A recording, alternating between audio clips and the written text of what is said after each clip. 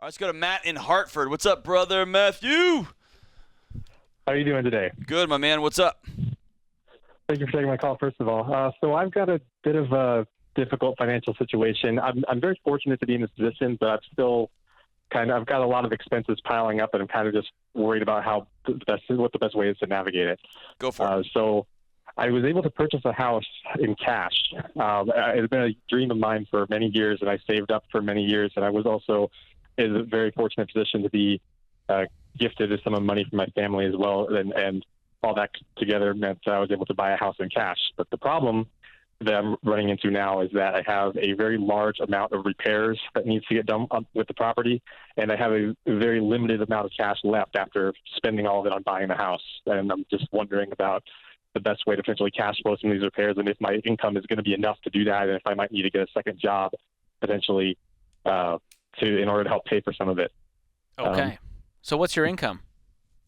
So I just got a new job, and it'll be $44,000 a year. And how much money do you have in the bank?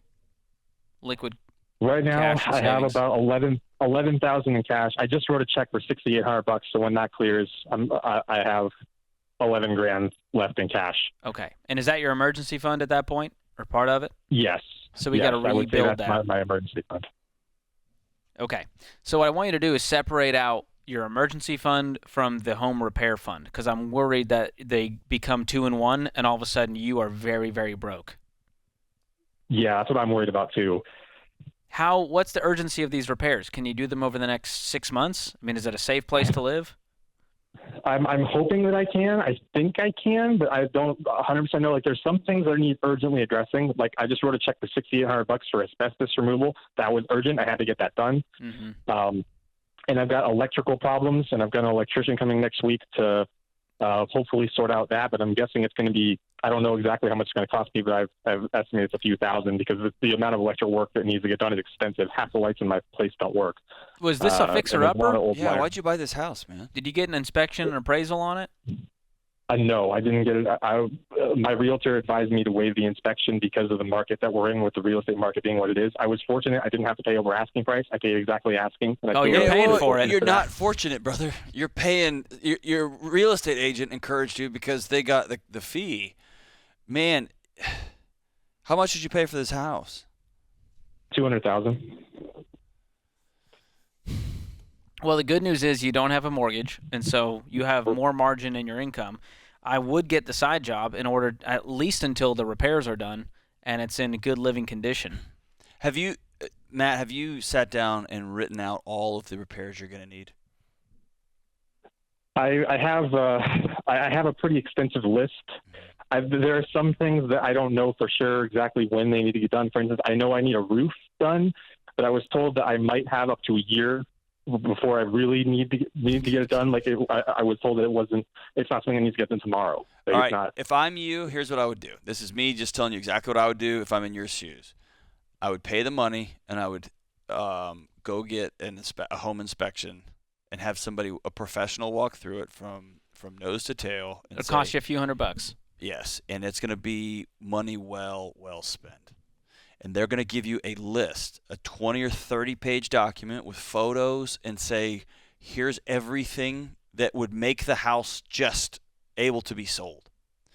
And then you can ask the inspector, they walk through it with you as part of this, and say what has to be done right now. And that way, that will give you some peace, because you don't even know how big of an elephant you're trying to eat right now. You're just scarfing down every little bit that you can, and what you're going to do is, like George said, you're going to end up broke. And you're going to end up fixing one thing, and you should have spent the money over here. So, dude, you need a plan. Back up. Slow down. I'm real tempted to tell him, George, to sell the house. Because, dude, this could be a $50,000 We don't know how much of a money pit this is. hole. I would start with the inspection, and then the inspector goes, dude, you're looking at $100,000 to get I mean, who knows? If you need a new roof, the foundation's messed up, the asbestos, I mean, it keeps adding up. Right. This thing's a loss. So I would get that thing. I would get an inspection done. They're going to give you a big report, and you walk through it with them. The inspectors that I've worked at in the past they're just great, and they work for you, so they're going to tell you the truth. And I'd get that done ASAP, man. And then you're gonna know what kind of hole you've dug, and then that's gonna dictate what kind of side job you need to get, or 2 side jobs, or 3 side jobs. But please remember what George said. do not just dump all of your quote-unquote extra money that's not being used for bills into the same pot. You've got to have an emergency fund that sits over here for true emergencies when that roof caves in on you, right? And you got to go get that thing fixed. Yeah, this house is very quickly turning from a blessing into a curse. That's right. And I'm proud of him for saving up the money. And, of Yep. course, there was some family money that came in there to help him do this with cash, which is amazing. Yeah. But a lot of people right now, John, are making some bad decisions when it comes to housing because of fear. That's right. And because of greed. And they're going, well, now's the time. If I don't do it now, I'll never do it. Right. And my realtor said, don't do anything you're not comfortable with. That's right. And if you're not comfortable with it, get a new realtor. But do not waive inspections and appraisals because you end up in a situation like this. Even with no mortgage, he's stressed out to his eyeballs. Yeah, that's right. I mean, I just personally, I had homes inspected when we were trying to buy in Nashville, and you know what it's like trying to buy in Nashville, and I walked away from a few deals because I didn't know once we put a shovel in the ground, I don't know what that septic's going to actually the damage. You know, it's going to be 4,000 to 60. Well, that's a big margin, right? And so I walked away from a few deals, and to my realtor, it was hard, it was frustrating. But dude, I'm not going to buy a home. I'm not going to buy that big of an investment without somebody telling me what I'm. It's the biggest purchase of your life. This is not the time to go, yeah, we'll buy it sight unseen as is. I'm sure it'll be fine. That'd be cool, man. Yeah. Because, man, those repairs could be a mess. Let me ask you this, George. So let's back up and say this guy could do this over.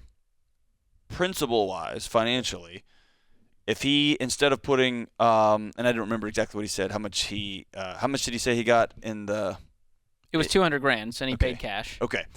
If he had mortgaged 125 of that, he had mortgaged 75 of that, put 125 down, and then kept $75,000 for potential repairs, and then once that smoke clears, to put the rest of that money. Is that? Yeah, I like that plan. Because then you're putting 75% down on this house, and that you leave yourself some cash to live with, right? Well, if you're buying a house that you don't know much about because you didn't get an inspection, Yep. I'm going to assume there's some problems I need to fix, and therefore I need to have the funds to make sure I can fix that. Yeah, So I would have had a anytime big anybody's cash reserve on top of that. going to sell you something and they say you're not allowed to look and see if it actually works or not, that should be a big red flag. Maybe I shouldn't buy that. Yeah, if I'm buying a car from a stranger, I'm going to get this thing inspected. Yes. And that's a car, not a car, house. Not a house. That's right. So I treat it the same way.